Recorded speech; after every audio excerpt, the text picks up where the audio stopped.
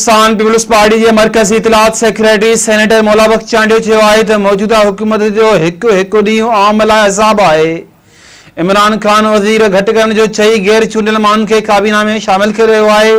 हिन हुकूमत वटि इंतकाम ऐं कूड़ खां सवाइ कुझु बि न आहे।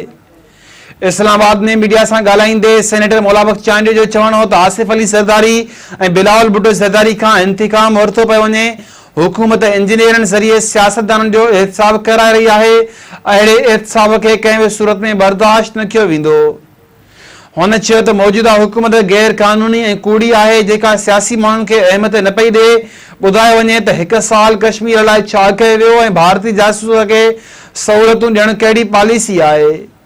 मौला बख्श चांडियो चयो त जेकॾहिं हू मुल्क जी भलाई में कानून साज़ी में सहकार कनि था त चयो वञे थो त इनारो पिया घुरनि। पीपल्स पार्टी जेकी भी फैसला कया उहे मुल्क जे आला वकार ऐं आइन जी बालादस्ती लाइ कया।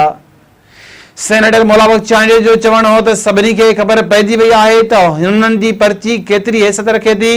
वज़ीर घटाइण जी ॻाल्हि करे गैर चूंडियल माण्हुनि खे काबीना में शामिल करण खे छा चइजे। मौला बख्श चांडियो चयो त सियासी माण्हुनि ख़िलाफ़ हुकूमत जो इंतकाम लिकी नथो सघे। उन करे हुकूमत खे संजीदा थी इंतकामी कार्रवाइनि खां पासो करणु घुरिजे।